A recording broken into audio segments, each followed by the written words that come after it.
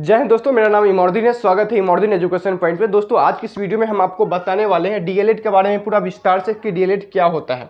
DElEd course करने के बाद आपका जो जॉब का जो क्षेत्र होता है, स्कोप होता है, वो क्या क्या होता है, उस पर हम लोग अच्छी तरह से विस्तार से बात करने वाले हैं। सारी डिक्लेयर में आपको पूरा विस्तार से समझाने वाले हैं ताकि आपको अस्थायी रूप से समझ आ जाए। ठीक है, तो चलिए हम लोग देखते हैं सबसे पहले कि डीएलएड का जो योग्यता होता है और क्या होता है और डीएलएड क्या होता है, इस पे हम लोग अच्छी तरह से अध्ययन करते हैं। ठीक है, अगर हम बात करते हैं डीएलएड का, ठीक है, कि डीएलएड क्या होता है, तो इसमें सबसे पहला टॉपिक आपको बनता है कि डीएलएड कोर्स क्या है। इस पे हम लोग सबसे पहले बात करेंगे। उसके बाद योग्यता क्या होनी चाहिए आपको डीएलएड करने के लिए, इस पे हम लोग बात करेंगे। उसके बाद उम्र जो सीमा होता है इस कोर्स को करने के लिए वो क्या होता है, उस पर हम लोग बात करेंगे। फिर आपको कोर्स करने में कितना फीस लगता है उस पर भी हम लोग विस्तार से बात करने वाले हैं कि अगर आप डीएलएड कोर्स करते हैं तो जो सरकारी खर्चा आती है और जो प्राइवेट खर्चा आती है और उससे क्या बेनिफिट आपको होता है कि आपको सरकारी करना चाहिए कि प्राइवेट करना चाहिए, आपको सारी बात हमको इस वीडियो में बताने वाले हैं। बस आपको क्या करना है, पूरा वीडियो को देखना है और अपने दोस्तों को भी शेयर करना है। ठीक है, चलिए आगे हम लोग देखेंगे कि डीएलएड कोर्स कितने साल की होती है। ये बहुत इंपॉर्टेंट होते हैं, काफ़ी स्टूडेंट के दिमाग में कन्फ्यूजन होते हैं, तो इस पे भी हम लोग अच्छी तरह से अध्ययन करेंगे। और लास्ट में सबसे इंपॉर्टेंट पॉइंट आपका डीएलएड एग्ज़ाम जो पैटर्न होती है, ठीक है, एंट्रेंस एग्ज़ाम का जो पैटर्न होती है उसका क्या होता है, आपका जो सिलेबस का जो उसमें अरेंज किया जाता है, तो उस क्या कौन सब्जेक्ट से कितना क्वेश्चन होता है उस पर हम लोग अच्छी तरह से बात करेंगे। सबसे पहले देखते हैं कि अगर डीएलएड की क्या बात होती है, तो डीएलएड का जो फुल फॉर्म होता है आपका डिप्लोमा ऑफ एलिमेंट्री एजुकेशन होता है। क्या होता है, तो मैं लिख देता हूं डिप्लोमा ऑफ एलिमेंट्री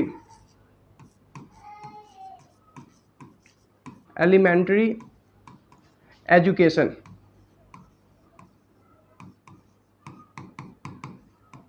यही होता है। ठीक है, आपका डीएलएड का जो फुल फॉर्म होता है डिप्लोमा ऑफ एलिमेंट्री एजुकेशन। अगर हम बात करते हैं कि डिप्लोमा का मतलब क्या होता है, ठीक है, ये समझने की चीज़ है। यहाँ जो मैंने डिप्लोमा लिखा है, डिप्लोमा का मतलब क्या होता है, तो देखिए डिप्लोमा का मतलब एक प्रमाण होता है कि आप ये कोर्स कर चुके हैं। ठीक है, यही होता है डिप्लोमा का मतलब, एक प्रमाण समझिए कि प्रमाण, एक सर्टिफिकेट, एक आइडेंटिटी होता है। ठीक है, और उसी बात करते हैं एलिमेंट्री का, तो एलिमेंट्री का हिंदी होता है आपको प्राथमिक। ठीक है, क्या होता है, प्राथमिक, यानी कि प्राथमिक क्या होता है, प्राथमिक। ठीक है, वही एजुकेशन का मतलब होता है आपका शिक्षा, यानी कि ऐसा शिक्षा जो आपको प्राथमिक, ठीक है, और प्राथमिक के जो बच्चे होते हैं, प्राथमिक के बच्चे कौन होते हैं, तो 1 से 5 तक के जो बच्चे होते हैं, जो क्लास होते हैं, उसे प्राथमिक की श्रेणी में रखा जाता है। तो वैसे बच्चे को पढ़ाने का आपको सर्टिफिकेट, आपको प्रमाण दे दिया जाता है, ये डिप्लोमा कहता है आपको। ठीक है, तो आई होप कि आपको समझ आ गया होगा कि डीएलएड का जो फुल फॉर्म होता है डिप्लोमा ऑफ एलिमेंट्री एजुकेशन होता है। तो ऐसा प्रमाण जो आपको प्राथमिक यानी कि 1 से लेकर 5 तक के बच्चे को पढ़ाने के लिए आपको प्रमाण देता है एजुकेशन का। ठीक है, तो आई होप कि आप डीएलएड का मतलब समझ गए होइएगा। डीएलएड जो पूरी आधारित है आपको टीचिंग पे आधारित है, और ऐसे टीचिंग जो 1 से लेकर 5 तक के बच्चे को पढ़ाए, जो टीचर, उसे हम लोग डीएलएड के माध्यम से सरकार उसको जॉब मुहैया कराती है या जॉब प्रोवाइड कराती है। ठीक है, आई होप कि आपको बात समझ आ गया होगा। उसके बाद सबसे बड़ा यहाँ पे जो टॉपिक आता है कि योग्यता क्या होनी चाहिए डीएलएड करने के लिए। ठीक है, तो देखिए योग्यता जो होती है आपको, अगर हम योग्यता की बात करते हैं तो ये होता है आपको 12th पास। ठीक है, 12th पास होना चाहिए आप, या फिर 12th अपेयरिंग होना चाहिए। या तो आप पिछले साल कर लिए होइएगा, या फिर इस साल आप जो रिजल्ट आया इसमें शामिल हो, या फिर अगले साल आप भर सकते हैं। कब, जब आप 12th में हो, यानी कि एग्जाम देने वाले हो 12th को, तो आप कर सकते हैं और यहाँ पे डीएलएड का फॉर्म आप भर सकते हैं। उसके बाद डीएलएड का फुल जो योग्यता होती है वो आपको मिनिमम क्या होती है, 12th होती है। जो बच्चे के दिमाग में होते हैं, शंका होते हैं कि 10th पास पे डीएलएड कर सकते हैं क्या, तो आप नहीं कर सकते हैं। या तो आपको 12th पास होना चाहिए या फिर आपको ग्रेजुएशन का डिग्री होना चाहिए, तो भी आप कर सकते हैं। ठीक है, तो आई होप कि आपको ये समझ आ गया होगा कि योग्यता की अगर बात करते हैं तो आपको 12वीं पास होना चाहिए। ठीक है, अब मिनिमम। उसके बाद उम्र सीमा की बात करते हैं, तो देखिए उम्र सीमा जो होते हैं ना, कई डीएलएड का अलग अलग होते हैं। जैसे कि अगर हम बिहार डीएलएड की बात करें तो बिहार डीएलएड का जो उम्र सीमा होता है दोस्तों, वो मैं आपको बता दूं। ठीक है, वो अगर हम बता दूं उम्र सीमा अगर बिहार डीएलएड का, तो ये होता है आपको 17.5, यानी कि 17.5 साल अगर आपका एज हो चुका है, ठीक है, 17.5 ईयर का आप हो चुके हैं, तो आप डीएलएड का फॉर्म आसानी से आप भर सकते हैं। जो जो डॉक्यूमेंट आपको कहता है आपको डीएलएड को फॉर्म भरने के लिए, तो आप उसको इकट्ठा करके आप भर सकते हैं। अगर आपके दिमाग में शंका होंगे कि अगर आप क्लास 12 अपियरिंग में हैं, एग्ज़ाम दिए हैं या फिर देने वाले हैं, ठीक है, ऐसे स्टूडेंट हैं, तो आपसे 12वीं का आपको जो मार्कशीट होता है वो नहीं मांगा जाएगा, ठीक है। आपको 10th का मार्कशीट मांगा जाएगा, आपको जाति मांगा जाएगा, जो आपको कास्ट सर्टिफिकेट होता है वो मांगा जाएगा, और आपके आइडेंटिटी के रूप में आधार कार्ड मांगे जाएंगे, और आपका फॉर्म भरा जाएगा, फिल हो जाएगा, ठीक है। आई होप कि आपको ये भी बात समझ आ गया होगा। उसके बाद बात करते हैं कि कोर्स कितने साल का होता है, ठीक है, कितने नहीं, कोर्स का कितने फीस लगता है, ये इंपॉर्टेंट है। फीस अगर हम देखें, फीस इसमें 2 प्रकार के होते हैं। पहला तो आपको ये फीस होता है कि आप एक गवर्नमेंट होता है, ठीक है, एक आपका क्या होता है, तो गवर्नमेंट होता है। तो गवर्नमेंट की अगर हम बात करते हैं, तो गवर्नमेंट के अकॉर्डिंग आपको देखा जाए तो आपको यहाँ पे 24,000, ठीक है, 24,000 से आपको 25,000 तक लग सकते हैं, ठीक है, 24 से 25,000 आपको लग सकते हैं, आप गवर्नमेंट से करते हैं तब, ठीक है। वहीं अगर हम बात करते हैं इसी का प्राइवेट से, ठीक है, अगर हम प्राइवेट से बात करेंगे, तो प्राइवेट से जो आपको फीस लगेगा वो आपको करीब 1.25 के आसपास लगेगा। कभी कभी तो आपको ये तो 1.50 के आसपास जाता है, ठीक है, यानी कि 1.5 लाख के आसपास जाता है, ये प्राइवेट का है। लेकिन आपको ज़्यादा इंट्रेंस एग्ज़ाम में अच्छे से अच्छे परसेंटेज, यानी कि अच्छे से अच्छे आपको रैंक लाना है, और आपको सरकारी कॉलेज जो है उसको मुहैया कराना है अपने लिए, और उससे पढ़िएगा तो ज़्यादा बेनिफिट होगा। और सरकारी डिग्री का हर जगह वैल्यू होता है, प्राइवेट का उतना डिग्री वैल्यू नहीं होता। हालांकि दोनों आपका टीचर प्राथमिक लेवल का ही तैयार करता है, ठीक है। तो जिनके पास पैसा होते हैं, लेकिन कुछ होते हैं कि मीडियम क्लास होते हैं, कुछ लोअर मीडियम क्लास होते हैं, तो वैसे बच्चे अधिक से अधिक मेहनत करिए और आप सरकारी स्कूल में जाइए, सरकारी कॉलेज में जाइए और डीएलएड करके आइए, आपके लिए बेहतर होंगे।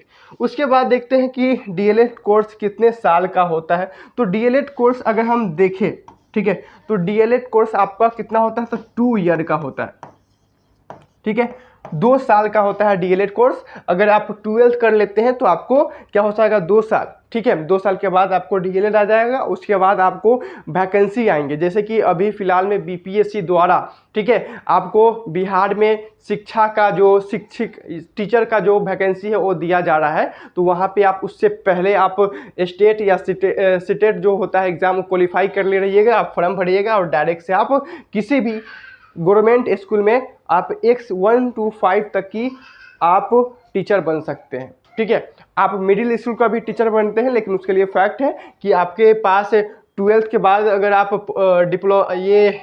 डीएलएड करते हैं, लेकिन आपके पास अगर ग्रेजुएशन डिग्री है, तो आप 1 to 8 तक के इसी डिग्री से आप बन सकते हैं टीचर। अगर आपको पास ग्रेजुएशन का डिग्री नहीं है, तो अगर आप सिर्फ 12th किए हुए हैं, तो आप 1 to 5 तक का टीचर बनिएगा बिंदास, ठीक है। आई होप कि आपको ये बात समझ आ गया।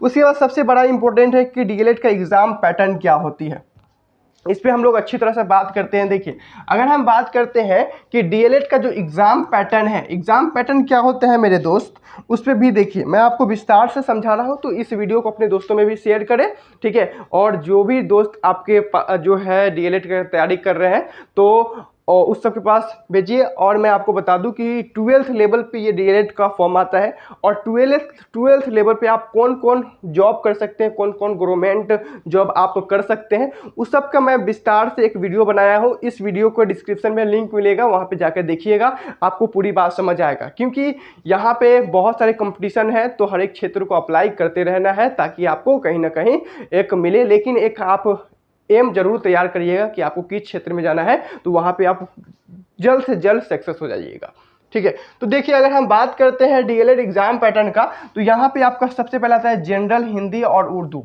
ठीक है। तो इसमें आपको 25 क्वेश्चन आएंगे, आपको कट का आना है, ठीक है। और 25 क्वेश्चन आपको 25 मार्क्स का भी रहेगा, ठीक है, 25 मार्क्स का रहेगा। वहीं अगर मैथमेटिक्स से बात करते हैं, तो इसमें भी आपको 25 क्वेश्चन आएंगे और 25 मार्क्स का होगा। उसके बाद आपका साइंस आता है, जो जनरल साइंस होता है, वो 20 मार्क्स से ही पूछे जाएंगे, और 20 मार्क्स का 20 क्वेश्चन रहेंगे और 20 मार्क्स, यानी कि प्रत्येक जो क्वेश्चन है, ठीक है, वो आपको एक मार्क्स से पूछे जाएंगे।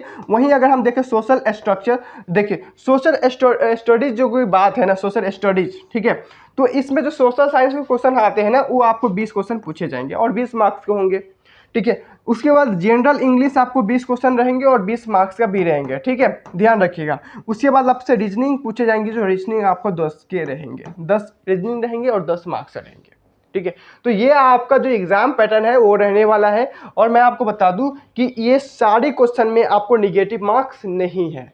अगर आप मेरा वीडियो देख रहे हैं तो ये आपको एडवांस्ड रूप से आप जान लीजिए कि अगर आप डीएलएड का एग्जाम देते हैं, बिहार डीएलएड का, तो आपको निगेटिव मार्क्स नहीं रहेगा। इसलिए आपको पूरा क्वेश्चन लगाना है, आपको थोड़ा सा दिमाग से भी ऐसा क्वेश्चन लगाना है कि जो आपको सही हो जाए। ठीक है, उसके बाद अगर इसको देखेंगे कि अगर आप जनरल कास्ट से आते हैं या फिर आपको कुछ ईबीसी, एसटी या एससी से आते हैं, तो जो जिनका जो आपको रिजर्वेशन दिया जाता है उस सबका किस रैंक पे आप सभी का कॉलेज मुहैया हो जाएगा, उस पर भी हम लोग अलग से वीडियो बनाएंगे। आज इस वीडियो में मैं आपको डीएलएड के बारे में पूरी जानकारी बताया। उसके बाद एग्जाम पैटर्न बताया कि आपको रीजनिंग आएंगे, रीजनिंग का 10 क्वेश्चन होंगे, 10 मार्क्स का होगा। ठीक है, जनरल इंग्लिश रहेगा 20 क्वेश्चन, 20 मार्क्स का। सोशल स्टडी यानी कि सोशल साइंस 20 क्वेश्चन, 20 मार्क्स का रहेगा। साइंस आपका 20 क्वेश्चन रहेगा, 20 मार्क्स का रहेगा। वहीं मैथमेटिक्स आपका 25 क्वेश्चन रहेंगे, 25 मार्क्स का रहेगा। और जनरल हिंदी या उर्दू कोई एक हो सकता है यहाँ पे, तो आपको 25 मार्क्स का होंगे।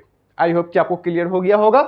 टोटल जो अगर हम आप जोड़िएगा तो यहाँ हो जाएगा 120, यानी कि 120 मार्क्स का 120 क्वेश्चन 120 मार्क्स का होंगे। क्लियर है? तो आई होप कि आपको पूरी बात समझ आ गया होगा। इसमें अगर आपको जरा भी कहीं डाउट है तो आप कमेंट करिए, मैं आपको अगले वीडियो में अच्छी तरह से आपको समझाऊंगा ताकि आपका पूरा कॉन्सेप्ट क्लियर हो जाए। और आप लोग ध्यान दीजिएगा कि गवर्नमेंट कॉलेज पे ज़्यादा फोकस करिएगा, क्योंकि ज़्यादा पढ़ाई करिएगा तो आपको गवर्नमेंट कॉलेज मिलेगा, क्योंकि अच्छी रैंक पे आपको गवर्नमेंट कॉलेज मुहैया होती है। ठीक है, तो आई होप कि आपको पूरी बात समझ आ गया होगा। इसके बाद आप किस टॉपिक पे जानना चाहते हैं, इसके बाद आप अगर आप ग्रेजुएशन कर चुके हैं तो आप बीएड कर सकते हैं। बीएड क्या होता है उस पर कमेंट करिएगा, मैं अगला वीडियो लेकर के आऊँगा। या फिर आप 12th लेवल पर जितना भी जॉब होता है आपका एसएससी का, और सबसे 12th लेवल पे इंपॉर्टेंट जॉब होता है एनडीए, नेशनल डिफेंस एकेडमी, जो आपको आर्मी में आप ऑफिसर बन सकते हैं। इस पर अच्छी तरह से मैं विस्तार से आपको बताने वाला हूँ। अगले वीडियो जरूर देखिएगा। ठीक है, मिलते हैं नेक्स्ट वीडियो में, तब तक के लिए जय हिंद, जय भारत।